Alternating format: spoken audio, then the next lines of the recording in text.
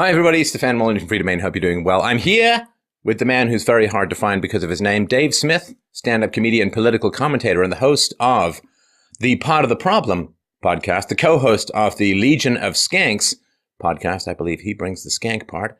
And his debut comedy special, Libertas, is available now. You can check him out on the Gas Digital Network. That's gasdigitalnetwork.com. Website is Comic Dave Smith. Twitter is Comic Dave Smith again. Dave, good to chat with you. How you doing? It's great to be with you, Steph. It's always an honor. And let me just say before we get started, congratulations on beating cancer. I was thrilled to hear that. That is not only a great victory for you and your family, but for all of humanity. Yeah, it's the only swelling on my body I've ever really been opposed to. So it was a good fight to win. And thank you for your kind words. And congratulations on your family to be. Very cool. We were just talking about that before the show. He's going to be a dad. All right. So as is the case every month, Dave calls me up in a manic, downright hysterical sense of excitement because his Teen Vogue has come in. And, you know, we all have something to live for: truth, reason, evidence, Teen Vogue. And it's easy to be cynical, but I'm going to suggest we not, because Teen Vogue has an article entitled Anarchy, What It Is and Why Pop Culture Loves It. It's a complicated philosophy that's more than just punk rock, more than just a punk rock phrase. Now, Teen Vogue, complicated philosophy. These are not things you really ever expect to see on your web browser on the same page. So kudos to them for at least bringing the idea up. And I guess let's start a little bit about what you believe regarding anarchism. We're going to compare that with the article itself and just see. I think there's going to be a bit of a gap, but what do you think? Yes, probably. And you're right. It is pretty funny to, you know, in Teen Vogue, it's like the article right after how to keep your boyfriend or something like that. And then it's, you know, how to get rid of acne scars. And then here we go, anarchy. Okay, so for me, the anarchy, what it means is it's from the Greek, right? No rulers. And that's the idea, is that it's the belief that human beings shouldn't be ruled by other human beings. And for I think people like us, that implies self-ownership, the non-aggression principle, all those other beautiful things. Basically, everything that a libertarian or a conservative, for that matter, when they talk about natural rights or individual liberty or these things, it's that belief taken to its logical conclusion, which is that human beings shouldn't have rulers. The same belief that led to people being abolitionists and against slavery. The same view that that supposedly this country was founded on. I mean my country, America, not Canada. It's kind of a funny thing, and the way that I've sometimes characterized it is, the world seems very alien when principles become consistent, but it's the only way that it fundamentally makes sense. So when everyone thought that the Earth was the center of the solar system, like Mars spins around and then there's this retrograde motion where it goes back and forth, and because they thought it was a perfect circle, the Earth was the center of the solar system, they had to invent all of these crazy circles within circles called the Ptolemaic system, that you ended up with like 15 pages of calculations just to figure out where Mars was, because that's the way the world made sense. It doesn't feel like it's moving. It looks like everything's rotating around the world. And if you're religious, then God created the world for man. It's the center of creation. And then when you say, okay, what if we put the sun in the center of the solar system and then the planets go around the sun? It's kind of freaky. Like, it really is disorienting. But then you need like one simple calc to figure out where Mars is, and it's actually correct. In the same way, if you say the speed of light is constant, the world gets kind of freaky. Like, it really does. Like, there's this weird blue shift thing, like when you can't go faster than the speed of light, and when you try to go faster, you convert the additional energy into mass, and, you know, time is relative. Like, it gets really, really freaky, but it's true, and it's accurate. And so, same thing with quantum physics. It's kind of weird and kind of freaky, but it is actually the way subatomic particles work. So, in the same way, in society, if you say, okay, well, what if the kindergarten rules were just universalized? Like, what if you're just not allowed to use violence to get what you want? And that doesn't mean nobody ever will, but it just means that's not good. That's not allowed. Well, the state is an agency of coercion. So the first thing that happens is you say, okay, well, if we're going to have a non-aggression principle, if we're going to have self-ownership and property rights, you can't have a state. I mean, just because the state is an agency which initiates force against usually legally disarmed citizens. And that makes the world seem really, really weird, in the same way that all prior intellectual revolutions made the world seem weird. But it works, and it's true. And if you can get over the weirdness, it actually helps the world make sense in a way that it probably has never made sense to you before. Right, right, exactly. And then you also it makes things right. Things make sense in a different way, and then you realize kind of the absurdity of believing in a state, because almost everyone who justifies statism does it on the grounds of the non-aggression principle in some sense. So in some sense, they'll say like, well, we need we need a state to protect private property. We need a state to protect your natural rights. You need to have all these systems. And it's like, okay, well, as you said, we're probably never going to live in a world where no one is violent, or live in a world where no one violates the non-aggression principle. But one way to definitely make sure we can at least come close to that is to not institutionalize aggression, which is what the state is. So, and I know you've made, countless examples of the hypocrisy of this belief system, but, the idea that like, well, we need police to protect you from people stealing from you. So we're going to steal from you in order to fund a police department. It's just, it falls apart on its face. So here we go. The writer, Kim Kelly, she is an anarchist based in New York City and an organizer with the Metropolitan Anarchist Coordinating Council, or MAC. So the article says, in a pop cultural sense, at least, the idea of anarchy has been characterized by either a middle fingers up, no parents, no rules, punk attitude, or a panicky, more conservative outlook used by national and state sources to represent violent chaos and disorder. Today, we can see an extremely serious radical leftist political philosophy on T-shirts at Hot Topic. So I like the way this is kind of introduced, right? Which is to say, yeah, it's got a bad reputation. Of course it does. Like there's, what was it, Johnny Rotten? I am the Antichrist. I am an anarchist. Now, he actually said later he never was an anarchist. He just couldn't find anything to rhyme with Antichrist. So it's just, just made up nonsense. But so this idea that there's no rules, that is the very sinister rewriting of anarchism, because no rulers, people get rid of that second R and they say, well, it means no rules. And this is pure projection, because it is in a statist society that you have no rules. It is in a statist society where you don't know what the value of your money is going to be next week, or you don't know what the government is going to do with interest rates, or you don't know what legislation is going to get passed 2 months from now that's going to destroy your business, or you don't know which wars they're going to declare, or you don't know whether they're going to enforce the borders or they're going to enforce laws against illegal immigration. You have no idea what is going on, what rules you're supposed to follow. In education, there's these wild experimentations about, let's do this new math with blocks, and then the scores in math plummet and nobody does anything. You never know what the rules are in a statist society, because you've got this epileptic Franken law that just responds to political pressure and the rampant bribery of a late stage democracy. There's no rules in a state society. No rulers is our only chance to actually have rules.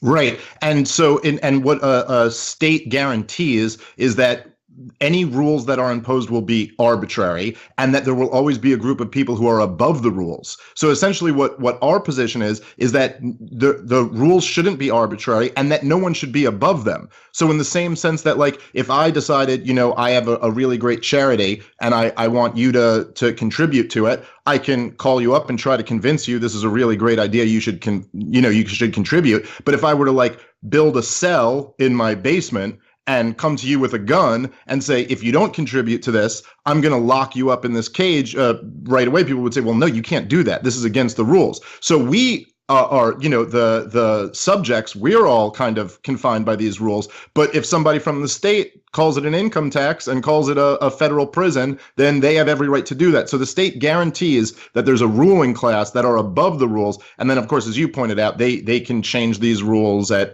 their own whims, at the whims of their corporate donors, or just what the political pressure is at the time. And so it leaves us in a state of never knowing what the rules are going to be. Well, and you look at someone like Jeff Sessions, who wants to go after marijuana users, but doesn't appear to want to go after the Clintons, does not appear to want to go after, Eric Holder for contempt of Congress, does not want to appear to go after George Bush the Younger, or even the Elder, who lied America into unbelievably destructive wars that killed hundreds of thousands of people, toasted trillions of dollars, and ruined the lives of millions. So this idea that there's some objective rule of law in a state system is false. And so this, when they say there's no rules, that somehow anarchism means no rules, that's a projection. What we currently have is a very restrained and semi-civilized, but fundamentally brutal enactment of everything people criticize anarchism for, and that there really are no rules in the world as it stands. And, you and I can't counterfeit money, but the Federal Reserve can print and make up whatever it wants. You and I can't initiate the use of force for whatever charitable ventures we have, but that's as well for a state that uses force as its foundation and so on. So this is the fact that they're starting off with the darkest case, so to speak, is really good. So they say, what is anarchism? Now, I don't like this part already, so let's bring out our ninja scalpels and get to work on the language. So she says, anarchism is a radical, revolutionary, leftist political philosophy that advocates for the abolition of government, hierarchy, and all other unequal systems of power. Okay, so radical, revolutionary, leftist. Already, we're in the land of child-murdering Che Guevara. And we are already, you can just get the giant nets into the cities in Cambodia to move all the population out, to have them starve to death on farms. The abolition of government, hierarchy, and all other unequal systems of power. So abolition of government, that's consistent with the non-aggression principle. Abolition of hierarchy. That's not even true according to anarchist theories, right? I think it was Bakunin who said, do I wish to get rid of authority? No. My cobbler is an authority on how to make shoes. My dentist is an authority on how to take care of my teeth. I don't want to get rid of authority. I don't want to get rid of hierarchy. All other unequal systems of power. That is a very wide net. And when that net gets cast very wide, I get a little nervous. Yeah, I agree. And, it's like I know that there are a lot of people who would say that, a stateless society is impossible, that's just, that's not achievable or it's not practical. And so I'm somewhat sympathetic to just dismissing something as impossible. I'm sure that if somebody, if you were sitting around in 1840 and you said to someone, I think in 25, 30 years, slavery is going to be completely abolished in the West. I'm sure someone would have been like, well, that's just freaking impossible. And I would get where they would feel that way, So but I do believe that not only is a stateless society possible, I think we human beings will achieve that if we don't all, kill ourselves in nuclear war. If people allow Trump to talk to Putin, maybe we have a chance of achieving this. But the idea that we're going to eliminate hierarchy is just so absurd. It is so obviously impossible. I mean, I think about, I used to play basketball when I was in high school. And just think about a basketball team. Already you have all of these classes, right? Like you have a coach who's calling plays and dictating who goes in the game and who comes out. You have a captain of the team, oftentimes the best player, but sometimes just like the hardest worker or the best leader. You have your starting five. You have other players who come in and play, a few minutes a game. Then you have some guys who are just kind of on the bench and just kind of there to practice and make people better in practice. I mean, imagine you were to say to a basketball team, we have to get rid of all of this hierarchy. The players will decide who comes in and out, and everybody will get an equal amount of minutes. It's just obvious. Number one, you could never achieve that, and number two, your team would not be nearly as good. Things would not work in an efficient way, and the idea that you could ever, the irony of all this is that you would need, and this is why it always goes bad, is you'd need some massive authority, some ruler to enforce that nobody else is ever rising above anyone else. Humans are different. Some people are smarter. Some people work harder. Some people have different, talents. And the idea that hierarchy would, or inequality and any power dynamic would completely be eliminated is just, it's anti-human. Well, and hierarchy is the result of voluntarism. So to take the basketball example, is of course, as you know, who chooses the basketball team? It's not the coach. It's the audience. The audience chooses who the basketball team is going to be. It's like Battle of the Bands. Well, whoever cheers the loudest, whoever thinks the best. Right. So it's the audience, and the audience chooses by choosing to go to the game or not.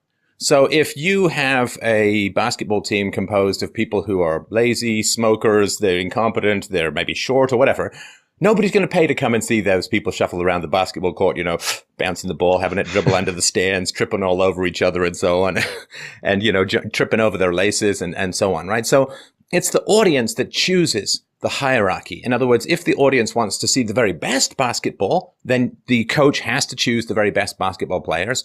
And it's the audience who pays the basketball players. So if you just had crappy players, nobody would come, nobody would get paid, and the entire, at least public sport of basketball would not exist. So the audience chooses the hierarchy voluntarily. And I was just thinking before here's a little lift the lid on Steph's Fantasyland, but I was thinking about a dream I had many, many years ago. My favorite band is Queen.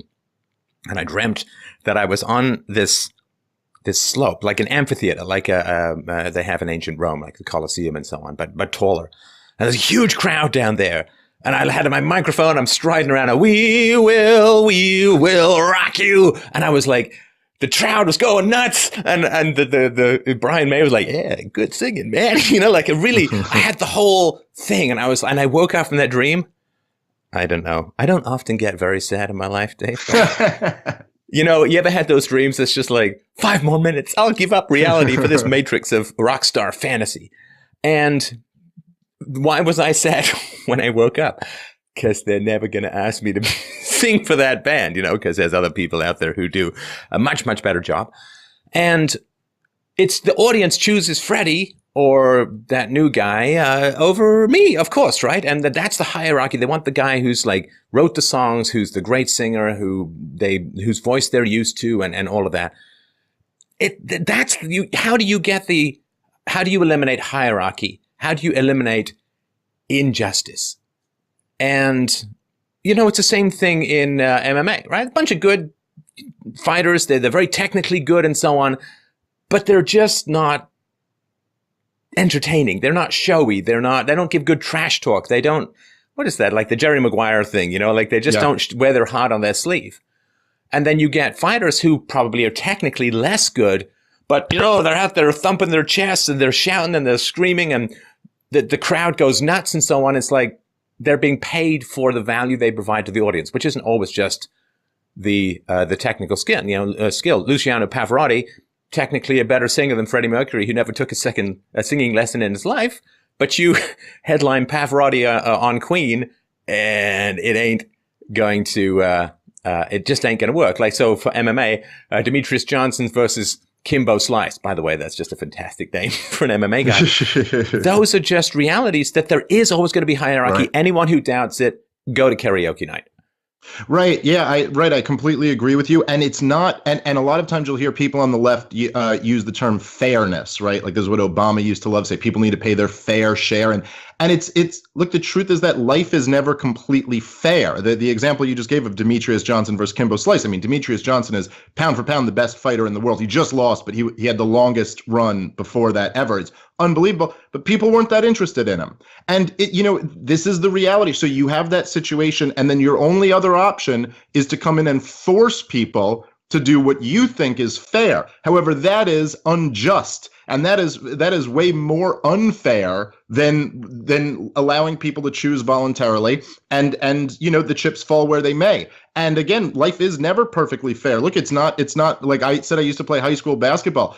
No matter how hard I worked, I could never be as good as LeBron James. That's not exactly fair, but that's reality. And it would be far more of a violation of justice for me to somehow force LeBron James to share his salary with me. Because people don't want to watch me play basketball. Right. Well, friends and family probably do. But as far as, thousands or millions of paying customers, not so much. Let's just stop for a moment on this utopian argument, because there's not much that gives me a facial twitch. But this is one of them. A stateless society. Well, first of all, the idea that, there's never been such a thing in history. Well, there actually has been. And if you want one example, you can look at early medieval, Dark Ages in particular, Ireland, in that it was a stateless society and it lasted for a huge amount of time. Interestingly enough, the Roman Empire stopped when it got to Ireland because it's like, we can't invade it because there's no state, right? Why do countries invade other countries? Because they want to take over the tax system. They want to take over the existing political structure. If that doesn't exist, there's nothing to take over. It's actually a huge defense against invasion. But people say, well, it's never existed in the past. First of all, it has. And secondly, how ridiculously conservative are you that, cell phones didn't exist 30 years ago, so there'll never be cell phones. 640K ought to be enough for anybody. And I mean, slavery, equal rights for women, these things didn't exist in the past. And I mean, it's just ridiculous. It's like you can't live a philosophical life facing history. That's like driving backwards and trying to win NASCAR. But even more so fundamentally, they say, well, a stateless society, a voluntary society is utopian. And it's like, no, it is actually a recognition of the corruptibility of human nature, that you must have a stateless society. You know what's really utopian? It's really utopian to imagine you can give nukes, massive weaponry, trillions of dollars of tax policy, massive amounts of political power, the capacity to benefit your friends and punish your enemies to the tune of jail. And look at the Mueller investigation. I mean, it's a complete witch hunt, right? People can't handle that kind of power. People are corrupted by that kind of power. You know what's really utopian? Thinking you can hand that much power to a small cadre of human beings and have everything turn out well. That's utopian, and it's never worked.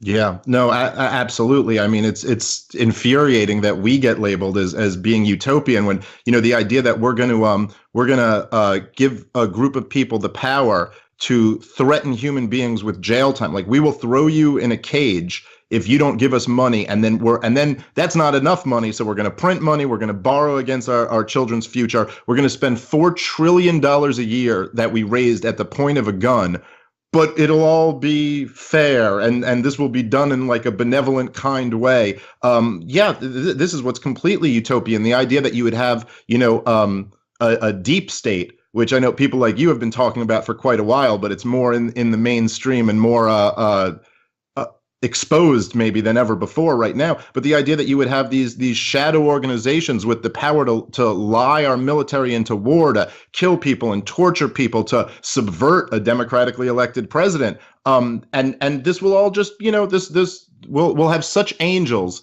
that they'll run this, for the good of mankind and not for their own interest or for the interests of other power, corporate interests or whatever. Yeah, I mean, this is what's completely utopian, and we're living through the disaster of believing in this utopian nonsense. Oh, I mean, in England now, they're setting up these Hurdy Field lines. Call us if you've been upset by something on the internet, even if it's not hate speech, even if it's not a crime. At the same time that the British police spent 40 years resolutely not investigating pedophile gangs from Pakistan, at the same time that England has a higher murder rate now than New York City, as does Toronto, I believe, as well. When you got acid attacks and knifings and stabbings and moped crimes, and there are no rules. There are no rules left in the West. We can't even enforce borders. No rules. And so the idea that taking this power away from people is somehow utopian. Boy, all right, this is going with the article. Don't worry, we won't do this for every sentence, but every other sentence for sure. So anarchism, she says, seeks to replace what its proponents view as inherently oppressive institutions. Okay, inherently oppressive institutions. These are all very abstract terms. I like my philosophy a little bit more bone marrow, like just give me some basic principles, give me your moral stand, and then build from there. But just this whole bunch of words floating around, it gets very kind of vague for me. So here are examples of inherently oppressive institutions, like a capitalist society or the prison industrial complex. So, how do we even begin to unpack capitalism and what people mean by it? So technically, capitalism is private property rights and free trade. That's basically all it is. And those are two sides of the same coin. Like if you own something, you have the right to trade it. And so private property rights, self-ownership, and self-ownership is how you get rid of slavery, and private property rights is how you oppose taxation and voluntarism, and free trade is how you oppose central planning or central coercive non-trade. So she says like a capitalist society. Now, she doesn't say like a capitalist government. She says like a capitalist society. And that is inherently oppressive. And I've never quite followed the logic. Maybe you've had a little bit more luck teasing this one out than I have. No, I don't think so. I mean, I think capitalism, it's almost like when lefties talk about it, it's just become anything where you make money and we don't like the system. They're not talking about free market capitalism or laissez-faire. I mean, it just seems like it's almost in the same way that I was just talking about this on my podcast with Robert Murphy, who I believe has been on your show in the past. And we were talking about how today it's like fascism has just become the term for anything you don't like, and democracy has become the term for anything that's good. in your mind. They don't actually mean what the terms themselves mean. So they just use capitalism as this kind of like, well, this is an unfair system where people profit. And like, you're saying like to compare that to the prison industrial complex, which is just anti-free market down to its very core, is a complete statist institution. It's hard to even respond to it. It's like, give me a definition of what a capitalist society is, what you mean by that. Because in any accurate definition, as you just said, private property, laissez-faire, free trade, then it makes absolutely no sense that this would be oppressive. These are people making voluntary choices. Yeah, I mean, always the question is when somebody critiques capitalism is like, well, who's paying the bills? Who's paying the bills? The prison industrial complex, and I understand the critique of that, and I think you and I would both share it, which is that when you have people profiting from prisons, there's an incentive to send more people to prison. Yeah, I get that. That's very corrupt. But who's paying the bills? It's the government who's paying the bills. How is that part of the free market? One thing that drives me nuts. Oh, man. This drives me completely insane. When they talk about inherently oppressive institutions where people don't have a say, the workers got to control the means of production. Workers got to control the means of production. They never seem to talk about government schools. That I could never once. I've read, I don't even know how many of these kinds of articles. Not once, Dave, have I ever said, ever read, oh, the parents, you see, have no control over the schools because the parents are forced to pay for them through property taxes, and the students are forced to be there usually by laws, or at least an inability for people to have their kids out of them because the property taxes are so high and the other taxes are so high. And the teachers' unions, they don't reflect the will of the parents or what's good for the teachers. They're just there to shovel money at Democrats and so on. Like, there's an inherently oppressive institution you went to, I went to, I bet you the writer of this article went to. There's a perfect example. The worker control of the means of production would be parents taking over the schools.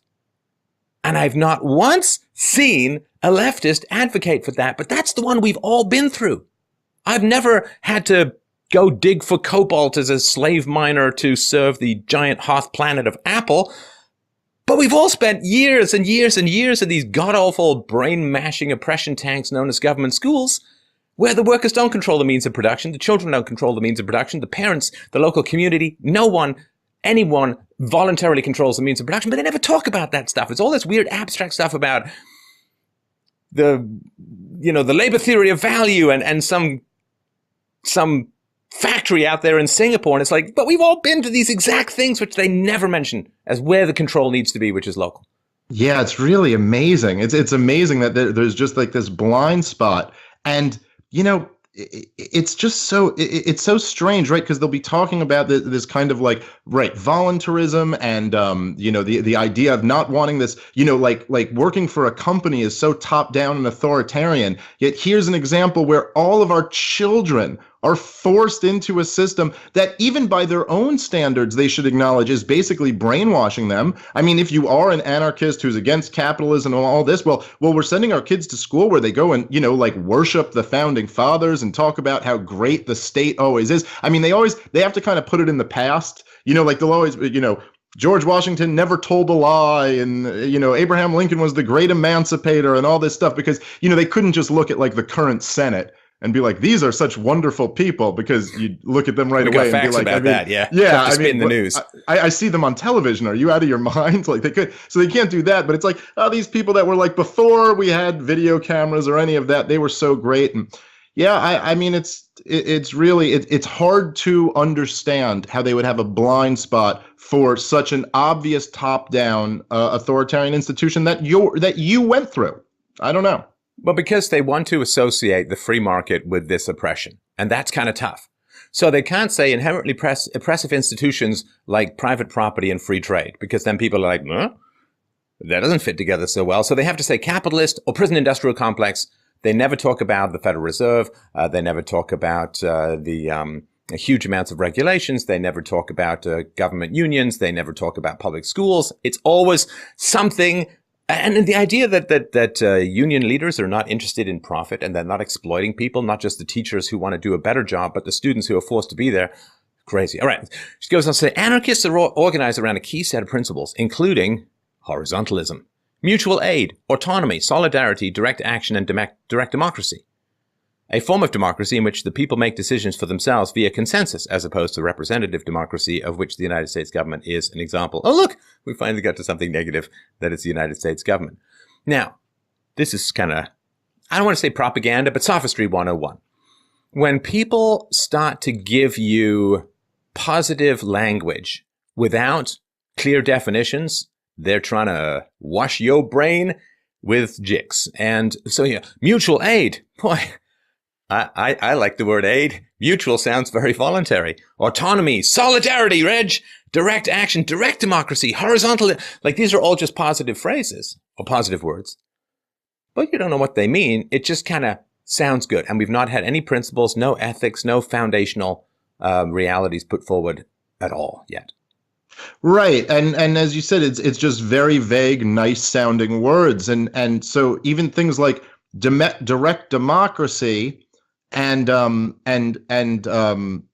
consensus, well, those aren't exactly the same thing. You're like, so what do you mean here? I mean, direct democracy, are you essentially saying we vote on something, and if you get 50% plus one vote, the rest of us are all basically just slaves to whatever you guys chose. So the other, say, 49% of us or whatever, we just have to go. So wouldn't that be authoritarian? You know, is that now imposed on us? Or is it democracy in the sense of like, well, you know, me and you and our wives could go out and say, hey, what movie do you guys want to see? And if three of us want to see it, the other one goes, okay, but I still have the right. There's not like a gun put to my head that I have to go to this movie. Is it that like, we're not actually defining any of these terms or really, you know, making this crystal clear. It's just kind of vague niceties. And yeah, like you said, that is, look, not to call this directly propaganda, but that is the tool that propagandists use, is that you say something very nice that's very vague and you don't define it. Oh, and then, by the way, this will later be defined by some authoritarian. Well, so then we go on to a definition. The first is Mark Bray, a lecturer at Dartmouth College and author of Antifa, the Anti-Fascist Handbook. So clearly we're going to a very objective source here. And he says, I would define anarchism as the non-hierarchical, non-electoral, direct action-oriented form of revolutionary socialism. Well, thanks for clearing that up, Marky boy. Yeah. I feel the illumination bursting forward like a supernova in my brain. Non-hierarchical, non-electoral, direct action-oriented form of revolutionary socialism. Got a principle at all? Got a moral? Got an ethic? Got an example? Got a... Well, let's say, what does society do with a piece of land that is unowned? How's that? It's all just a bunch of words and positive phrases, and it sounds nice. I don't know. You know, like, so I was in the business world for a long time, and, you know, try standing up in front of a board and saying, I would really like to lead this company to a more profitable and positive and environmentally friendly outcome, which is beneficial to all parties involved. Do I get a raise? It's like, do you have a specific plan? Anything measurable? Anything. And of course, the other thing too, when they're talking about revolutionary socialism, to anyone who's had half an eye on the bloody heap of socialist victims throughout history, 100 million plus in the 20th century alone, I'd like to hear how you're going to bypass those pile of bodies, because as a pro-free market guy, I would be in one of those piles of bodies if you kind of put one foot wrong. You know, yeah. as somebody who's spoken out against socialism, communism, fascism, collectivism of every kind. Well, you and I don't do that well in these revolutionary socialist. So you're kind of talking about a gun in the room that's going to be manifested by you and pointed at me. So I'd like to hear how you're going to shimmy past that little chasm there. Yeah, no, I agree. But it's a lot more than guys like me and you don't do very well. I mean, the workers, the proletariat, who they, those states where supposedly they are, to advocate for, these people got slaughtered as well, or starved to death. So it's not as if like even those guys who believed in this stuff are going to do well. And, you know, it's always mind-boggling to me, and I'm sure to a lot of people, that a lot of people of like communists and socialists who do often say that the end goal is a stateless society are at every turn support a bigger and larger and more intrusive state. And this is a contradiction that they have just an impossible time trying to get away from. It's when the line that we've all heard a million times when you talk about as you were like all the genocide and starvation and destruction of socialism or communism in the 20th century, and still to this day where it exists. The line that we all hear all the time is, that's not true communism.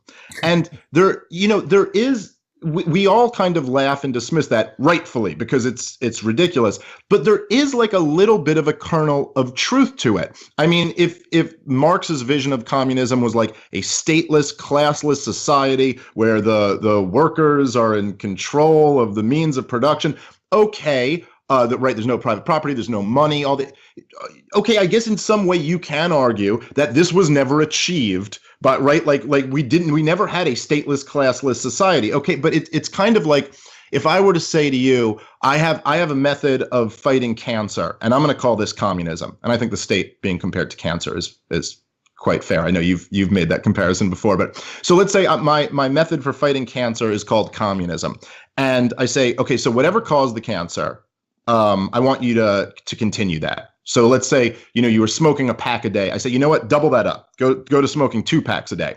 And then I want you to not treat your cancer and just let it spread all throughout your body and let the cancer completely take over. And my end goal is to have a completely cancer-free body. And also, by the way, I want you to fly. I want you to be able to fly. That would be like the classless part of stateless is somewhat achievable. You could have a cancer-free body. Being able to fly is like classless. That's just completely inachievable. But so this is my plan. And every single time we try this, you end up with a dead person, because this is what will happen if you don't treat someone's cancer and allow it to spread over and over. But then I could look at you at the end and say, but no, this wasn't true communism, because you see, my goal was a cancer-free person. And there is some kernel of truth to that. Like, yes, technically, this was not if you keep doing it, though. Well, right. But the point is, every time you try this, it will kill somebody. It's the only way it can work. And these self-described anarchists, if you just look at any of their political views, like, were they for Obamacare or against Obamacare? Were they for Donald Trump's tax cuts or against his tax cut? At every turn, they'll support a larger and larger state with the goal of getting rid of the state. It's preposterous. Well, I don't believe when Bernie Madoff was arrested and sent to jail for his Ponzi scheme that people said, well, that wasn't a real Ponzi scheme because Bernie Madoff promised to make everyone rich. Right. It's like, no, it kind of was. Right. The wanting to make everyone rich is how the Ponzi scheme preys on people, you understand, right? That's the goal. It's like that anglerfish with the light, like eating Nemo, right? Like the light is to get you to, then you get eaten, right? I mean, so this promise of the stateless, this nothing, I keep shooting guys in the spleen. They don't get better. They're not healthier. Well, I'll try another one. It's like, I think you just into shooting guys in the spleen. Yeah. Okay, as the New York City-based anarchist group, Metropolitan Anarchist Coordinating Council, of which I'm a member, writes on its website. Can I just make a statement here? The phrase writes on its website is not an argument. The fact that something has been written on a website. Anyway, so what do they say on their website? Let us have a look and see if we can find out. Sorry, I just lost my page here. Here we go. All right.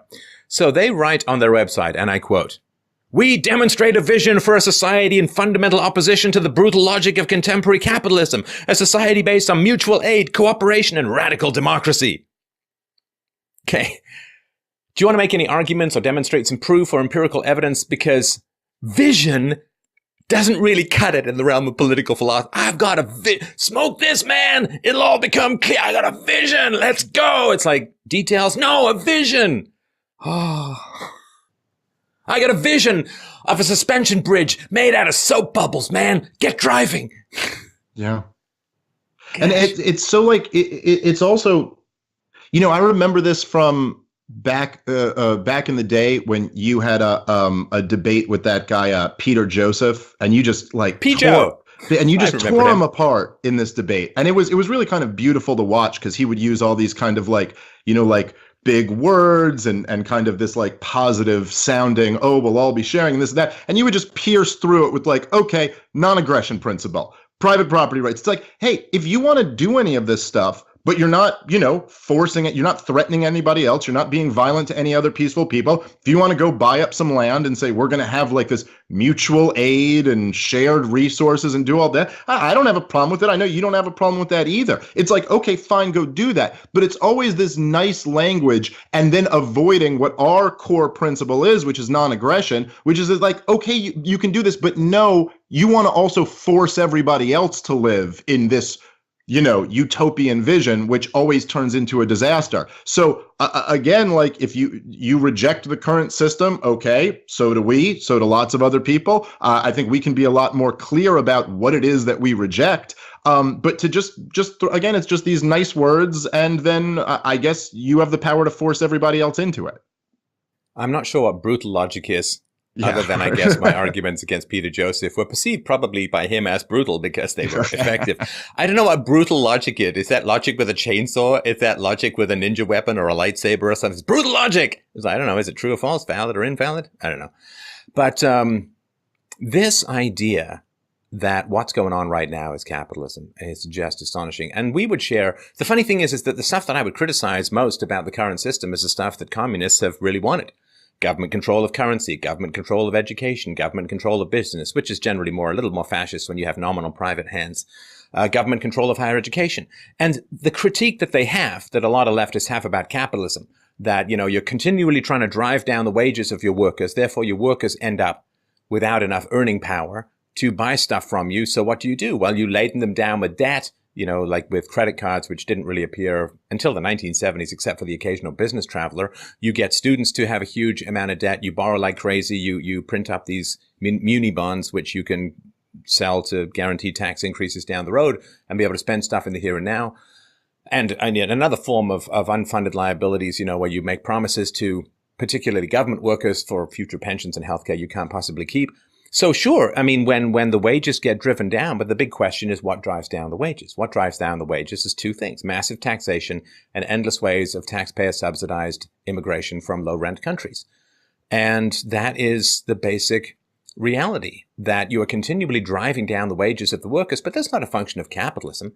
That's, of course, the capitalist wants to pay the worker less, but not so little that the worker either is not motivated to work, or immediately you train them. And if you've run a business, training people is a big investment, tens or hundreds of thousands of dollars to get them up to speed in their job. If you're not paying them enough, they're just going to go work somewhere else. And so, of course, the capitalist wants to pay someone as little as possible, but so what? The worker wants to get as high a wage as humanly possible, and they negotiate something in between. But what really drives down purchasing power is, inflation, taxation, and endless amounts of immigrants who don't come to work, but generally they don't come for freedom, they don't come for free trade, they come for free stuff. And so that is what's driving down the workers' wages. The debt is also foundational to the status system, right? Because the government controls currency, the government controls interest rates, and the government guarantees a lot of student loans. None of these free market things at all. But of course, the market's going to get blamed because it's around and it's easier than really thinking. Right. And just right. I completely agree. And then just the flip side to what you're saying, the other sides of that coin is what drives wages up. And there's really only one thing that does it, and that's increased productivity. It's capital investment. It's people coming up with better technology. Instead of using a shovel, now you have a big plow. Now you have and now you're way more productive, and you can demand to be compensated. So it's again, just like you were saying, it seems that if there was anything that's truly egregious, like really horrific stuff that happens that these left anarchists, socialists, communists, whatever can point to, there's always the state right behind it, but they tend to not look at that side of it. But so they'll blame capitalism for the foreign wars. Which is, of course, it's the most socialized part of our society would be like the military, and they'll blame capitalism for that. They blame capitalism for, as we were saying before, the prison industrial complex. But of course, these are the government rules, the war on drugs, and the government's paying the bills for these private prisons. So again, it's anything you could look at that where you're going to find this true, just horrific, inhumane systems. The state is right there. So then we'll skip a paragraph, which is just a brief history, which talks about how they got into violence. But Pierre-Joseph Proudhon, generally recognized as the first self-proclaimed anarchist, and his theories continue to influence anarchist thought today. So he's the guy who came up with the phrase, property is theft. And because sloganeering is a whole lot easier than thinking, people don't actually go into the roots of this. So I'll give the context of this. So this is Proudhon's What is Property? He says, if I were asked to answer the following question, what is slavery? And I should answer in one word, it is murder, my meaning would be understood at once. No extended argument would be required to show that the power to remove a man's mind, will, and personality is the power of life and death, and that it makes a man a slave. It is murder. Why then, to this other question, what is property, may I not likewise answer, it is robbery, without the certainty of being misunderstood, the second proposition being no other than a transformation of the first. So the fact that in the context of the paragraph, he's talking about property and slavery would indicate that he's not talking about you having a toothbrush or a factory. So property, he's talking about this idea of land property that originated in Roman law, which is the right of the sovereign right of property, the right of the proprietor to do with his property as he pleases, to use and abuse, so long as in the end he submits to the state-sanctioned title. And he contrasted the supposed right of property with the rights, which he considered valid, of liberty, equality, and security. And so he's talking about a very primitive form of land ownership. And of course, remember, a lot of times when you're talking about primitive forms of land ownership, it's because you were really, really great at murdering people. And so the king gave you a bunch of land because you were a good general, a good soldier, a good Macbeth who didn't turn on the king. So when you gain a huge tract of land by being really good at killing people in the king's usually useless wars, well, yeah, I can understand how that's a kind of theft, but that doesn't have anything to do with the creation. And this is something foundational to the leftists that they don't really understand genuinely. And I've listened to professors, it's not a matter of intelligence. They generally and genuinely don't seem to understand, Dave, that stuff gets created. It doesn't just, land is there. So land is, I can understand the critiques of property as theft when you're talking about aristocrats having land. But a factory, a job, a business, it doesn't just, like a restaurant, they don't just pop into existence. Somebody has to work 24/7 for years to save up the money usually. And even if they inherit the business, they have to get themselves up to speed and work very, very hard to maintain the value of that business. These things don't pop out of nowhere. And in a free market system, the poor have a significant advantage over the rich, which is that the poor have a lower cost of living than the rich. So the poor can charge less for their services. Like when I, as a small, nimble software proprietor, went up against giant companies like IBM, I could underbid them. Why? Because my overhead was so much lower. And so when you're poor, you're living lean, you're living mean, you're living close to the bone, and you can just charge less. So there's this constant churn and cycle if you have a free market. But once you lose that free market, well, sure, then you see a military industrial complex, the quote capitalists go to the government and say, yeah, we'll help you start a war. And in return, we'll get hundreds of billions of dollars in military contracts. Again, who's paying? It's the state. The moment the state's paying, it ain't a free market situation. Oh, yeah, absolutely. And I've noticed the same thing you're saying many times before. It's almost like this argument that they make would make sense if say the world was just started yesterday and some like God-like figure just had distributed all of the products and goods around in this certain way. Like he just gave, a billionaire and a millionaire, someone who owns a big house, it was just handed to them yesterday. Every business was just created by a god and then just handed to people yesterday. You could look at this situation and go, well, that wasn't so fair that this got distributed this way, and maybe we should redistribute it another way. But the reality of life is that everything, like you said, outside of, say, like trees and hills and land, outside of nature, everything that you look at, like buildings and computers and electricity, everything that's man-made was created, it was thought up before it was produced, and then it was produced. And anybody, if you've been around anyone who's started anything, I mean, I think about, your YouTube channel, this Free Domain Radio show that you were, I remember the old videos where you're in a car recording on your way to work, and coming back. You're not just handed this thing. You have to build it up. The decades of study and reading and all of that doesn't come out of nowhere. Right, the stuff that none of us even see, the stuff, all the work that led up to that, and it's like, right, and it's not as if you had just, turned on a recorder and started talking in gibberish, you're not going to end up building this huge show. It's like, no, every step is work and work and work that you put into it. And the other thing that I would point out, when I understand sometimes when you talk about property rights, it sounds almost, a little bit cold. Like there's something about it that kind of comes across like I own stuff and I get to own this stuff. But like you mean selfish kind of thing, right? It's yeah, mine. right. Like it comes, but when you really think about it, there's always property ownership. When we talk about property rights, we're just saying who actually has a moral claim on something, who actually, like a just acquisition of property. So if there is a factory or there is a chair or a lamp or anything, somebody is going to be making decisions about, somebody gets to make the call. It could be a state, it could be a group of people, it could be an individual, but somebody, like if I want to run a factory, even if the workers are controlling it or if a state's controlling it, somebody's getting to make that decision. You can't have any piece of property without somebody getting to act in the way that an owner would act. The question is really just what we're concerned with is the just acquisition of property. Who can actually say, and the idea is that if you either created something or homesteaded or voluntarily exchanged with it, you have kind of the most moral claim on what you should be able to do with that. I mean, you could clearly see if someone else just came in, like if I were to just come up to you and go, I'm going to dictate to you what your next 5 shows are going to be on. I think anyone could say like $5? Yeah, right. Because you can. Well, but then you just voluntarily gave me that. That's right. But that's right. Anyone would I'm see cheap that, and easy. But it's like, well, no, you built this, so you should get to have that claim, and that it's really just that principle extended. Right. Into the land of foggy collective concepts now we go to.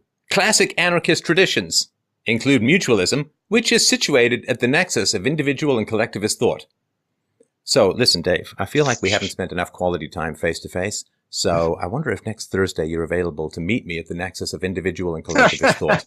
You just punch that shit in on your GPS, it'll come right up there. I think it's somewhere in Manhattan. The nexus of individual and collectivist thought. Woo, that's clarifying to me. Done and dusted, man. I don't know why they've got... Anyway, anarcho-communism, which favors community ownership of the means of production and the abolishment of the state and capitalism. Abolishment of the state and capitalism. I don't really know what that means. Abolishing free trade and self-ownership. That is a strange thing. Abolishing self-ownership is slavery, because that is the basic reality. See, people don't understand that you can't have crimes of violence without involving property. Your body is your property. So you kidnap someone, you're taking over their body. You're interfering with their right of self-ownership. If you stab someone, you're violating their property boundary called their skin. If you rape someone, you're violating their property called their sexual organs and so on. It doesn't mean that all property crimes are violent crimes and the only thing necessary for violence to be evil is a property crime, but they're kind of involved. There's this weird thing where self-ownership is, because everyone's anti-slavery, so self-ownership, you've got to be for self-ownership, self-actualization, having a voice, having courage, standing up for what you believe. Self-ownership is really, really cool. Everyone also then says you own the effects of your actions. Right? When I was talking with Peter Joseph, he would say, your argument, Steph, is wrong because, right? Or structural violence or whatever, mealy-mouthed, meatball-laced gibberish came out of his nose. Right. But he would say, Steph, your argument is wrong. In other words, I made an argument. I spoke about the argument. I'm responsible for the argument being out there. So I own myself. I own the effects of my actions, whether it's an argument, whether if I go shoplift, I own the theft because I've used my body to steal somebody else's property against their will. So you own yourself and you own the effects of your actions. That's all there is to the free market, because the effects of your actions could be what you say, what you do, what you build. It could be a factory. It could be a restaurant. It could be a podcast. It could be any number of things. So the only way to get rid of the free market, to get rid of capitalism, is to say either people do not own themselves or they do not own the effects of their actions. But you logically can't say that. You can't say people don't own themselves, because you'd be using your own self-ownership to make an argument to say that people have no self-ownership. It's self-contradictory at its root. And also, you can't debate that, because if you say people don't own the effects of their actions, you have no one to debate with, because apparently nobody owns the arguments that they create. So you'd never know who to respond to. So this is kind of stuff I'm hoping to see somewhere. It's probably kind of optimistic, as opposed to, what is the nexus of individual collectivist thought? Apparently it's typing. Right. It's all, and no, you're absolutely right. I love the way you put it. It's like, they'll all accept that, like, self-ownership, at least in theory, right? Like they'd say, like, rape is a crime because the woman owns her body and you can't force yourself into her body. My body, my choice, they say. But as soon as you accept that the rapist also has responsibility because he used his body to go rape a woman, right? So he also has some responsibility, like he's committed a crime. Now you're accepting not only self-ownership, but that you own your actions. You own what you decide to do with your body and what action you decide to take. So likewise, if like if there's just some society without a state, without a government, without even laws, say, that just exists somewhere, and there was a man who came up and beat up a woman and raped her, we would all feel that this is a moral crime. Even if there's not a law or a court system or any of that, we would all feel that this is a moral crime. In fact, the idea is we would create laws and court systems and all this because this is a moral crime. Like, that's why. But so then just take it to the next level, that a woman is out in this lawless, stateless society, and she collects like some seashells and some rope, and she makes a necklace and puts it around her neck, and someone else comes over and yanks it off of her neck and runs away with it. Well, in the same sense, because she did that with her body and her time and her energy, and somebody else came over and just took it from her, we would say that is theft.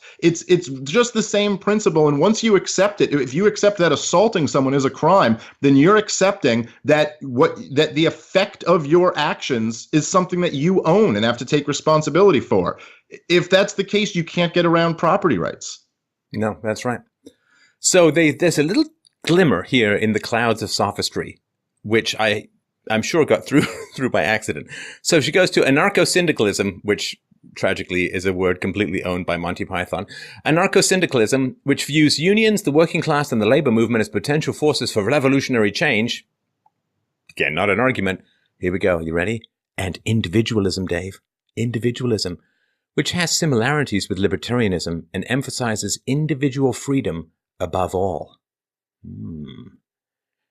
Well, first of all, they have to put in libertarianism, which is considered to be one of the arch enemies of the Balrog to the fantastical wizards of socialism, but emphasizes individual freedom above all. See all these feel words? I have a vision. It's situated here. It favors this. It emphasizes this. It's like, I don't know what that means other than I like ice cream. Like this. Where are the arguments? No arguments. Then they go into anarcho-feminism, black anarchism, queer anarchism, green or eco-anarchism, and anarcho-pacifism, and so on. And then the money shot. Are you ready? It's all been a fluffer up to here. Here we go. Anarcho-capitalism, which is interested in self-ownership and free markets. It's just a fetish, man. It's a fetish, it gets McCrank going, like Wonder Woman in a cat suit, I'm just interested in it. Like, oh, that got my attention. No arguments, no facts, no historical analysis, no syllogisms, just interested. It says anarcho-capitalism, which is interested in self-ownership and free markets, is much rarer and is considered by most anarchists to be illegitimate because of anarchism's inherent opposition to capitalism. What a sentence. She doesn't even know what she's doing. I bet you the readers don't either, but we're going to tell. Here we go. So here, self-ownership and free markets. What's the two things we talked about? Self-ownership and free markets, right? Now here, it says that capitalism is self-ownership and free markets. Boom, right there. Capitalism has now been correctly defined as self-ownership and free markets. Why? Because she says anarchists don't like self-ownership and free markets because they're opposed to capitalism, which means that capitalism is self-ownership and free markets. Which, if I were the editor, I'd say, well, then why are you talking about the military-industrial complex and crap like that? Because here you're saying self-ownership and free markets. And this is how far the propaganda's gone, that they're actually telling the truth while trying to take down, I guess, what you and I would argue for. Yeah, it's really, I don't even know where to start with this one. It's kind of amazing that they just kind of like hint at that, right? Like this, oh, this is what they believe. And it's just with all of these, whenever I read one of these articles that's bashing anarcho-capitalism or libertarianism or any of this stuff, it's like, just tell me, our principle is so straightforward. You know, we're not using all of this fancy language and these abstract ideas. It's a straightforward principle. Now, if you believe it's wrong, okay, show me where it's wrong. Make an argument and like, fine. But it's certainly straightforward. So it shouldn't be that difficult. Our principle is non-aggression and private property rights. Okay, so our principle is you shouldn't, it is morally wrong to bring violence to peaceful people. That's our principle. You explain to me when it is appropriate to bring violence toward peaceful people, and fine, good luck owning that argument. It's a pretty tough argument to make in any moral context. But of course, it's just like, well, they're, they support capitalism and anarchists are against capitalism. So and the other thing I would say is, by the way, if you want to throw, like, lump anarcho-capitalists into this anarchist world where there's all these other left-leaning anarchists and they're talking about Antifa. One of the things that just common sense, decent people might notice is that anarcho-capitalists, we're the anarchists who you're never going to see out in black masks throwing rocks through storefront windows. You're never going to see us hitting people over the head with bike locks for saying something we disagree with, because we actually are grounded in these principles of like non-aggression and property rights. So, we're those silly anarchists who don't go around, assaulting people and destroying property. Right. So what's interesting, because anarchism is on the left, and again, we're going to use these sort of traditional terms. Anarchism's on the left, and they consider fascism to be on the right, which is wrong. Hitler hated capitalism, and Mussolini started as a straight-up Marxist and was that way for many years, and then just threw in nation rather than class and bingo, bango, bongo. It's still collectivism, right? Which is where the libertarian leadership is these days, tragically. So what is the difference between anarchism and communism? So the argument here, I just love the fact that this philosopher tells Teen Vogue something. He says, when most people think of communism, they inevitably think of the states that were formed in the 20th century based on various interpretations of Marxism-Leninism. And the difference between anarchism and those states is the perspective on the state. In orthodox Marxist theory, the state is an institution that is politically neutral, and it can be used for different purposes, depending on which class controls it. Therefore, the orthodox Marxist goal is to capture the state, turn it into a dictatorship of the proletariat, and suppress the capitalist class. Once they do that, the state will wither away and you'll have communism. The anarchist argument is that the state is not neutral, it is inherently hierarchical, it is inherently an institution of domination. Therefore, anarchists oppose the state as much as they oppose capitalism. In other words, they oppose tyranny as much as they oppose freedom, since she already defined anarcho-capitalism above as all of these wonderful things, self-ownership and free markets. So anarchists oppose the state as much as they oppose self-ownership and free markets. That's a very confused philosophy. Like, I strongly oppose both the initiation of the use of force and the non-initiation of the use of force. I strongly oppose violations of property rights and property rights. Like, I can see why you might need to throw garbage cans, because you ain't throwing a lot of effective syllogisms around. Yeah, and it just makes absolutely no sense that if you understand, if you say the state is an institution of domination, well, okay, I mean, I agree with that part of it. So then wouldn't you be for any reduction in the size of the state, right? Like, shouldn't you be celebrating Donald Trump's tax cuts? Or privatization of government schools. Absolutely. Like any example, because this is an institution of domination. And so you would want to shrink it or eliminate it. Okay.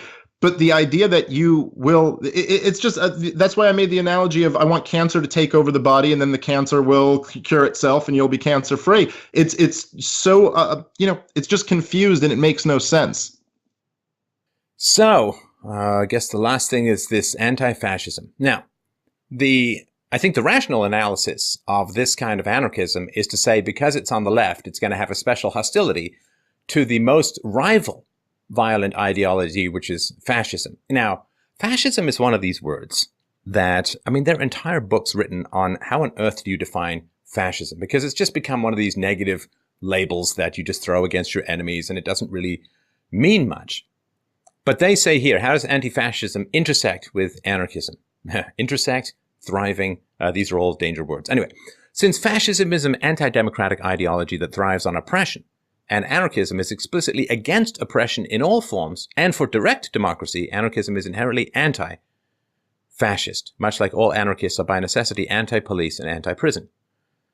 So, against fascism. Now, it's interesting is that they have a sort of rational critique of Marxism, but they're very hostile towards fascism. And you can see Antifa, right, which is short for anti-fascist. And again, people report that like that name means something you can call yourself because it's typed on a website. It's like the same as being true.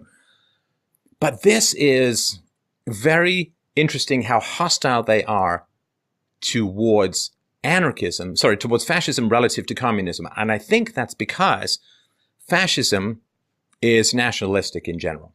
Now, communism is internationalistic. In other words, communism views humanity as united not by culture, history, race, or nation, or anything like that, but by class, right? So the working class in China has much more in common with the working class in England than either of the two elites. And I actually kind of agree with that in a lot of ways. Like for me, I have much more in common with your average oppressed citizen in Europe or China than I do with the ruling classes in the Western countries. So I kind of agree with that. Those of us who are on the receiving end of violations of the initiation of the use of force, yeah, we got a lot in common. But boy, do they ever hate fascism because it's an anti-democratic ideology, thrives on oppression.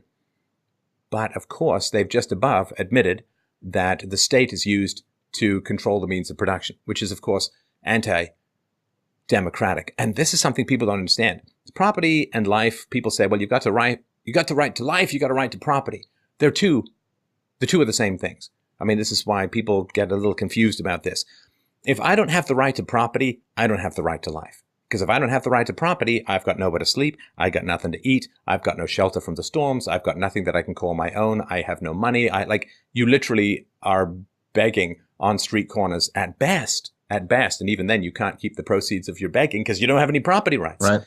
So when you give the government the right to control property, then you give the government the right to control life itself. And that is a very, very powerful thing. If you're an outright enemy of the state, perceived even in modern democracies, how good is your health care going to be? How they have the right to withhold things from you that you absolutely need to survive. And whether that's Marxist or fascist, is still the same totalitarian level of control. Well, right. And you can't have any degree of freedom without the right to own things, without property. I mean, you could say like, oh, you have freedom of speech, but the state owns all of the newspapers. I mean, okay, well, then there's basically no freedom of speech. And one of the things that's really interesting that you were touching on with this, and this is something that's going on right now in our culture, that I think there's like a big paradigm shift. And I think you're a big part of this. A lot of other people in whatever they call, the intellectual dark web term but people like Jordan Peterson and other guys like that, where they've been able for a long time. And I know you've talked about this for years, but the way that fascism is discussed compared to the way communism is discussed. And it's quite something where the crimes of the communists have been completely whitewashed from history, and the crimes of the fascists are like right front and center. Like everybody knows, you ask someone who the most evil person ever was, it's Hitler. Hitler's the guy who gets it, even though like Mao Zedong killed way more people and Stalin killed probably more people. And certainly communism in general is responsible for more death and starvation and destruction than fascism was. And to me at least, I think there's a few reasons for it. I think number one, the winners of wars write history books, and people who lose wars get written up as being the great evil. It's kind of the way in America, it's the South was responsible for slavery, even though there was slavery in the North, but the South lost the war. So you end up, the history books show the North as being the good guys. Now, Hitler and the Nazis, they lost the biggest war ever. And so they're going down, but I think they're very bad guys. The Nazis were very bad. I hate that you have to put in these caveats, but I understand. I understand. So no one takes this the wrong way. He's defending, I get it. Yes. But this is why they get written up as the very bad guys. And so what you had was, World War II, which is this absolute disaster, like the biggest catastrophe that ever happened, 60 million people dead, just all the productive nations of the world besides the United States just, kind of destroyed. And this needs to be justified after that. So you have to be like, we were team good guys, they were team bad guys. And so you have you have these, generally speaking, in America, you have the left and the right. And the left loved the communists. They were they apologized for Stalin all the way through. They ignored the crimes of the Soviet Union. So they kind of have an incentive to downplay how evil communists were, because basically they're all a bunch of communists at heart. And they, even when they knew what Stalin was doing and what the communists were all about, they tried to downplay it. And then you had the right, who basically got taken over by worshipers of the military-industrial complex, and they need to celebrate this legacy of World War II being the Great War. Like, we were the good ones. And even back in the Ron Paul days, whenever Ron Paul would say something like, "Oh, we should get out of these wars," the John McCain attack on him was like, "Well, this is isolationism. This is what led to Hitler rising, right? Like, this is that World War II is what justifies this entire military-industrial complex. This is the new world order when America became the military superpower." And if you tell the story of World War II more accurately, and you say, well, Hitler was a really, really bad guy, but we partnered up with a really, really bad guy in Stalin, and we handed half of Europe over to him, that story starts to be a little like, oh man, this isn't so clear who the good guys are here, and who the bad guys are. Communism won the Second World War. There's no question of that. If communism won because the reputation of communism not only did not suffer, but you've got tens of thousands of outright communists as academics in America. And you can have someone like Bernie Sanders, not only who seems to comb his hair with a balloon, but also he can be a socialist. Now, they put the word democratic socialist in it, although he would impose socialism in a nation state called America. What that means is he would be a national socialist. He would be a socialist in a particular nation. National socialism is Nazism. So the fact that Hitler, terrible guy. Now, of course, I'm not equating Bernie Sanders to Hitler, but as far as the words go, as far as the language goes, the National Socialist German Workers' Party, I mean, if you look at this is something from Dinesh D'Souza's movie, right? If you look at the platform of the National Socialist German Workers' Party under Hitler, yeah, it's socialism. It's government control of stuff and all the usual garbage-free stuff. But I do think that there's something interesting that I got. I mean, this is sort of on a more personal level, but when people have like weird beliefs that are just so common, I always look for something real personal down at the bottom, because most people aren't, like you and I probably live on abstractions a little bit more. Most people are kind of rooted in the ground, not so much clouds, they're trees, right? So the question is, why do people find this? And what I see, and you can see this in this article, we'll put a link to it below, but it's very much around mutual aid and community. And one of the big criticisms that leftists have of the free market is that somehow it destroys community. It's like, no, diversity and taxes destroy community. Feminism destroys communities by destroying families. But they have this big critique that there's atomization and isolation and loneliness and a lack of community and connectivity under capitalism. And I can't help but think, like, I don't know about you, man, but let's say that we live in some anarcho-syndicalist, communist, anarchist, whatever, where you've got to get together for direct democracy meetings like 9 times a day. Oh, God. Can you imagine? Can you imagine, like, what a nightmare that would be? You know, we're having some dispute over like where the plowshare should go next Saturday. So we all need to get together. We need to debate. We need to put it to a vote. Oh, somebody's thinking of digging a ditch. Well, we got to all get together. We got to have a vote. We got to talk it out. I mean, what a complete and total nightmare. One of the great things about the free market is it's freedom from busybodies. Right. It's freedom from busybodies. So the question is, why are people on the left so focused on loneliness? And why do they want all of these compulsory meetings where everyone has to get together? And I wonder if fundamentally it's not because people don't really want to spend time with them. I know this sounds kind of weird, But it's like, why would you care so much? Everyone's got to get together. We got to vote. We got to communally decide this. We got to Well, first of all, if you like people, you'll get together anyway. It's called a party. It's called a barbecue. It's called it's called a political meeting. It's called whatever, a philosophy group. It's called a model railroad club. If people like you, they'll want to spend time with you. But all of this, we got to get together and vote and debate. It's like, that would only benefit people that nobody else wants to spend time with. Right. That they now have their ready-made social circle, and nobody can escape. And if you are someone that people like, why would you want to force them to spend time with you? And there's something about fighting, I think, probably a kind of well-earned loneliness by being a kind of a douchebag or a nag or a scold or a bitter or negative or resentful. Like, something is driving people away from you, and you're willing to get rid of all of freedoms just to herd them into a room so they have to spend time with you. Damn it.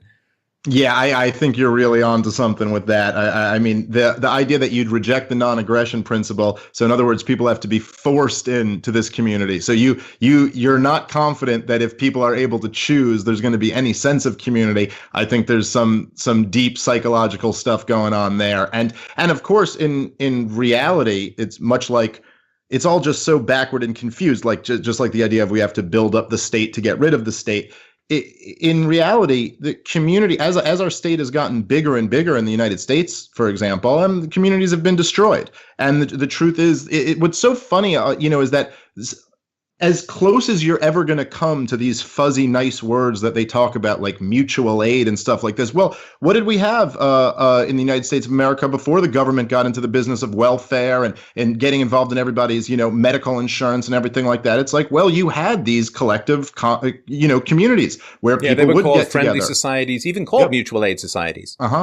Right. And so they were voluntary, and this is the closest you're ever going to get to that stuff. And the more the government comes in with their welfare and all this other stuff, and you're no longer dependent on your community, but you're just dependent on the state. This is what destroys communities. So it's just all backward. It's everything as close as we could come to a non-authoritarian, non-hierarchical, society would be under free market capitalism. That's the best you're going to be able to do. And again, as you said before, and what we were talking about, it's like the at the center of the anarcho-capitalist, worldview.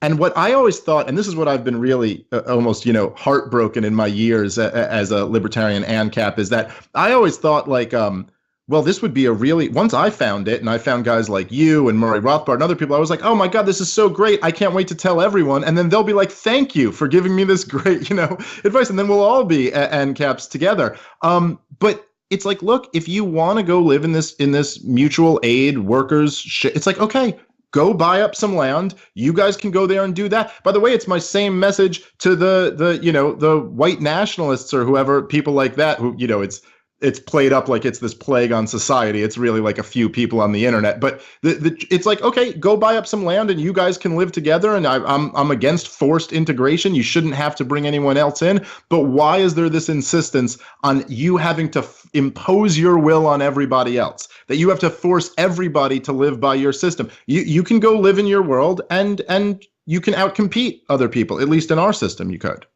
Yeah, whites were overwhelming majorities during the decision to march to World War I, during the massive hyperinflation in the 20s, during the Great Depression, during the Second World War, during the vote for the welfare state. So yeah, I don't think it's the solution that everyone's looking for, at least historically. But yeah, if people want to go and do that, if blacks, the followers of Malcolm X and Louis Farrakhan want to go buy a whole bunch of land and have a black-only community, hey, man, more power to you.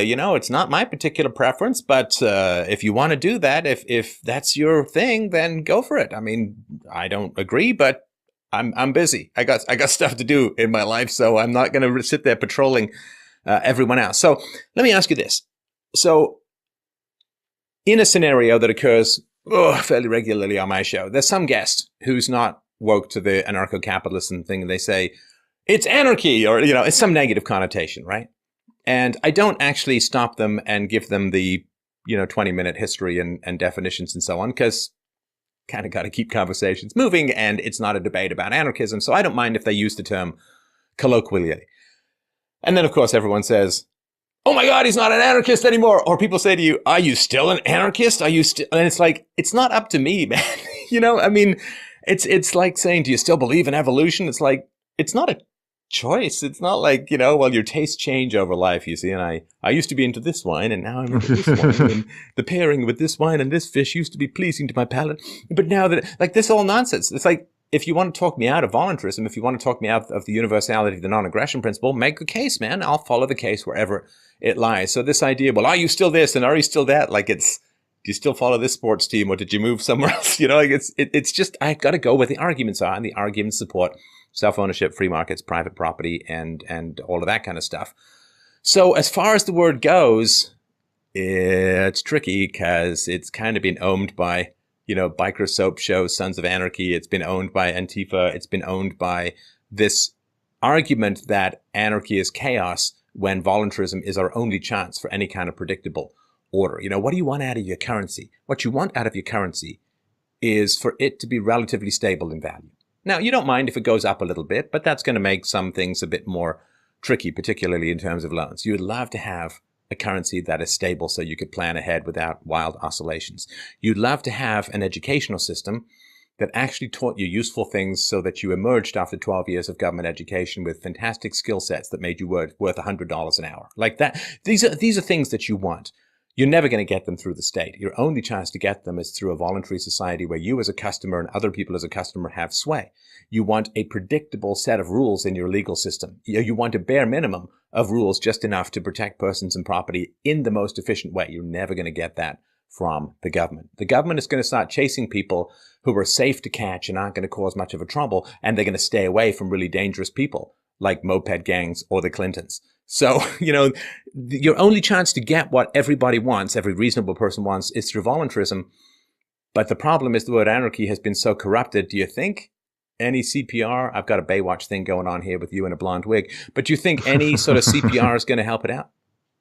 I don't know. I feel like that's a real problem that people who believe in freedom have had for a long time. I mean, look, just the word liberal, right? Like it was completely hijacked from people who fought against the power of monarchs and fought for free markets and natural rights and private property, and now that's completely associated with the left. To me, I've had the word libertarian. I mean, it's like been completely poisoned. It's people now are thinking of Bill Weld endorsing Hillary Clinton when the word is mentioned, or Gary Johnson not knowing, where Aleppo is. Like that's or where his tongue should be.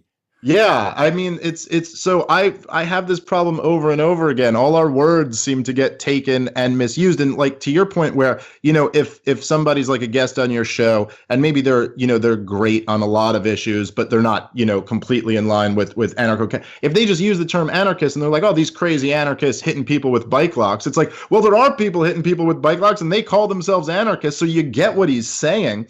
I don't know. I don't know what. It seems like any word that we have is going to be hijacked. So after a while, I'm just kind of like, well, I'm planting my flag with libertarian anarchist and anarcho-capitalist, and I'll hopefully I can explain it enough that people will get it. It's a tough situation. Also, like what you were just saying, where there are a lot of people who I'm with, like 70, 80% of the time, but they're just not quite there with you on the other 20, 30%. I remember I was watching when you did the A Night for Freedom thing with both Owen Benjamin and Gavin McInnes are good friends of mine. Like I know both. I don't know Mike Cernovich, but I know the other two. Although we did one episode of Red Eye together, me and Mike Cernovich. But I remember at one point, and I was just loving everything you guys said. And then there was one point where Gavin he was like, I'm so against the left that I'm willing to work with anybody who's against the left, whether that's so-and-so. He goes, that could be neoconservatives, that could be so-and-so. And I'm like, oh my God, neoconservatives, they are the worst of the worst. But, sometimes you have to just kind of take your allies where you have them. I don't know. I don't have a good answer to that question. Or maybe we can just confuse people by promoting arachno-capitalism, which is you're only allowed to trade spiders. That's it. That's the only thing we've got going. Yeah, it is tough. So my sort of solution as a whole, which is not always perfect, but my solution as a whole is when you're accused of an ism, go to the larger discipline, right? So if say, well, are you into Darwinism? It's like, I like biology. Are you a string Right. theorist? It's like, well, it's been 30 years. Maybe they could produce something vaguely testable. No, it's a government program. It's like, no, but I like physics. I like science. And so when it's, are you a somethingist, an anarchist or a libertarian or whatever it is, are you identifiable in some kind? I like reason and evidence. I like philosophy. And that is where I try to refocus people's attention, because the isms are fundamentally tribal and fundamentally oppositional. And it's saying there's no overarching umbrella of reason and evidence that can join us together. Yes, I have stuff in common with the left. I hate imperialism, the wars. We're recording this on 9/11, the wars. The U.S. violates, of course, the U.S. can't protect its own border. They keep invading everyone else's borders. And then they invade borders in the Middle East, and then they destroy countries in the Middle East. And then people in the Middle East invade countries or don't respect the borders of countries in Europe. And it's like, yeah, it's a whole big giant mess. So there's a lot that I do have in common with the left. The left has its critiques of the welfare state, a lot of which I share. The left has its critiques of government education and indoctrination, of which I share. Like I've had Noam Chomsky on the show twice, very much the leftist and an anarchist. We would share a lot of critiques of the war on drugs and all of this kind of stuff. So the only chance I think that we have is to reject this innate siloed compartmentalization of isms. And these kinds of feel articles, like, here's my vision and this is what they believe and they're interested in this. And it's like, no, we have to meet in reality. It's the only place we can meet. It's the only place we can resolve disputes nonviolently, is to submit to reason and evidence. So if I can elevate people's minds, hearts, and souls to looking at reason and evidence, then we can all hammer out something that works in general, rather than our own particular preferences that harden into a dogmatism, which often hardens into violence. Yeah, and you see it all the time where people try to, I was watching a bunch of your when you were in Australia on that tour, and just watching the interviews for the news media you're doing over there, and it's so fun. I mean, things are so entertaining. I just love those. It's like those and like Kathy Newman, Jordan Peterson. But when they just try to put you in this box, and they just try to go like, oh, far right or far this or that, it's like they're trying to put you in this area where then it's easy to oppose, because look, he's just far right guy, or he's white nationalist guy, or all these things that don't accurately describe your views at all. And I do think that there's something there. Like, I always, my good friend who's been a guest on your show, Scott Horton, who's he always says you got to attack the left from the left and the right from the right. So you kind of take them apart at their own worldview. And one of the things that's just so crazy to me is that, the leftists, and I have more respect for like a guy like Noam Chomsky, who at least is anti-war and consistently anti-war to some degree. And pro-free speech and anti-violence and Yes, yeah, like there's where for all the hatred of Donald Trump, and certainly I think Donald Trump has done some things wrong that I wish he wouldn't have done, but it's none of the stuff that the mainstream hates him for. Everything they hate him for is for all the stuff that he's done right, like trying to make. They go nuts on him for maybe having an affair with a porn star, but when he talks about recommitting troops to Syria ad infinitum, it's like, yeah.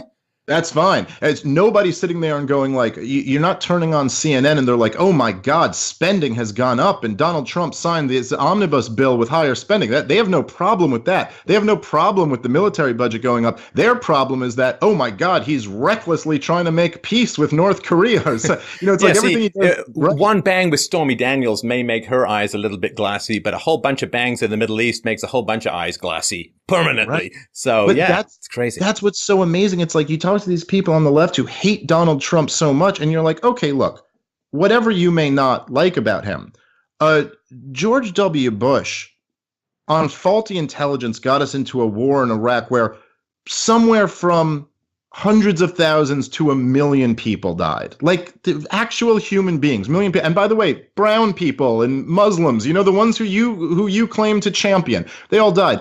Barack Obama overthrew Gaddafi. There's now a slave trade in Libya where it was for regional standards, a relatively stable country. He armed a wing of Al-Qaeda that turned into ISIS. There's now hundreds of thousands of people dead in Syria. There's hundreds of thousands of people dead in Yemen because of their policies directly. Now, say what you will about Trump, he has avoided so far a catastrophe on that level. Like, he hasn't destroyed a nation. That's not on him, And it's really amazing that it's almost like you have to throw back at them, like, where are your values actually, that someone saying something offensive bothers you more than actual lives being ruined?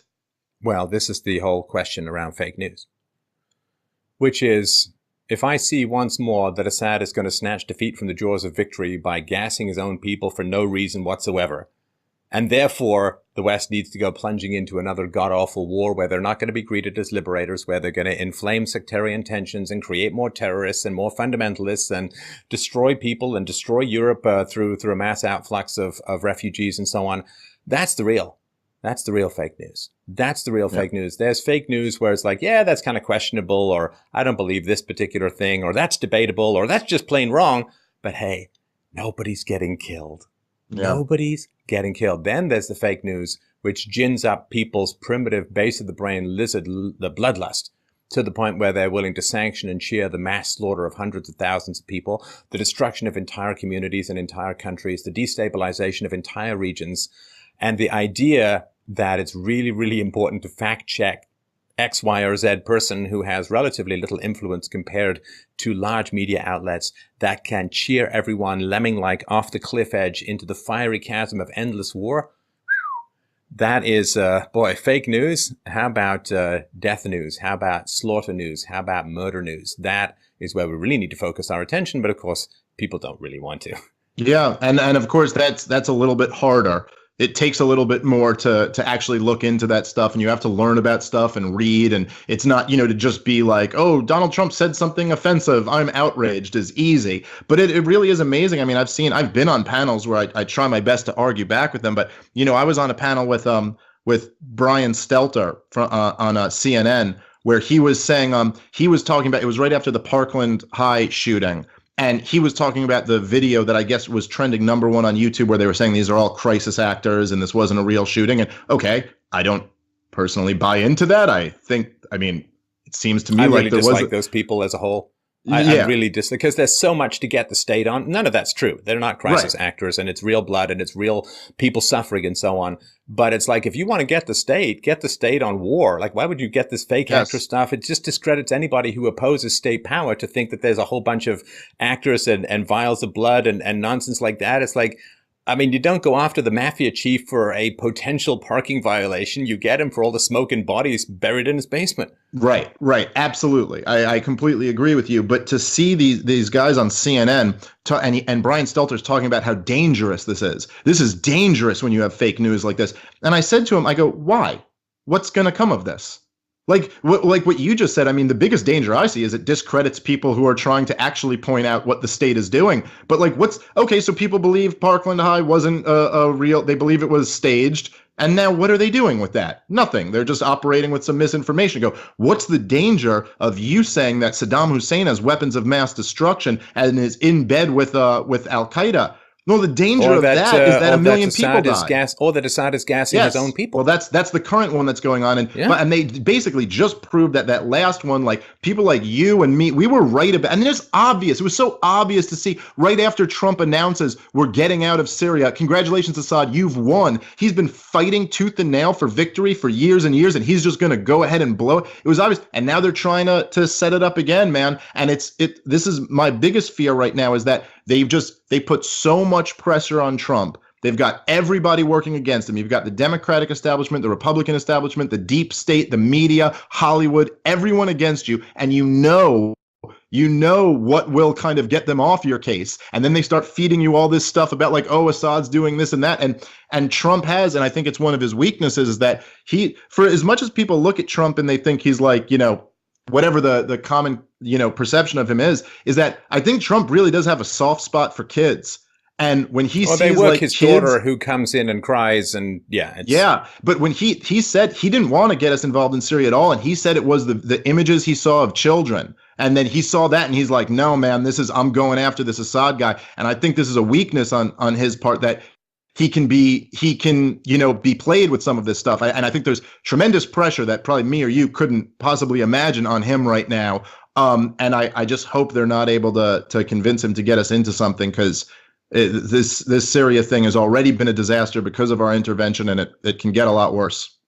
I think with Trump, one of the things that I find frustrating, and I understand it. So if you and I don't want to speak for you, Dave, but if I were given the presidency or whatever, I'd hate wielding those powers because power corrupts, right? And power is dangerous, and it's, the ring in Lord of the Rings. You want to just throw it in Mount Doom and get rid of the damn thing, right?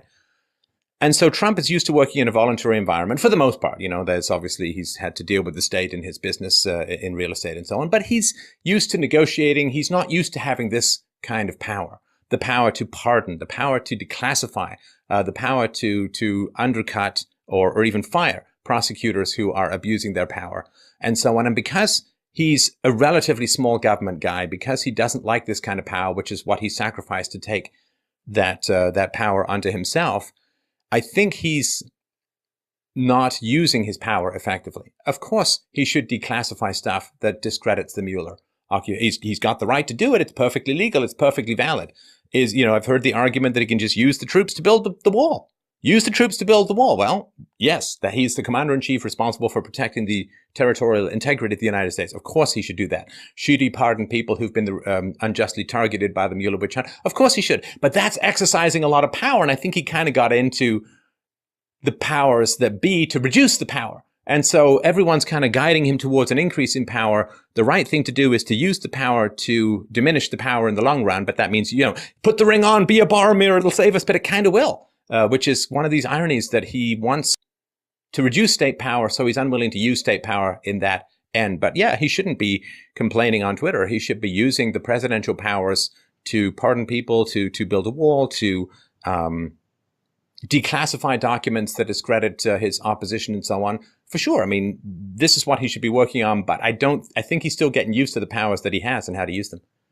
Yeah, I think that there's something, it's like there's a weird dynamic with Trump where, like, if Trump, from my perspective, was like everything I wanted him to be, he never would have won.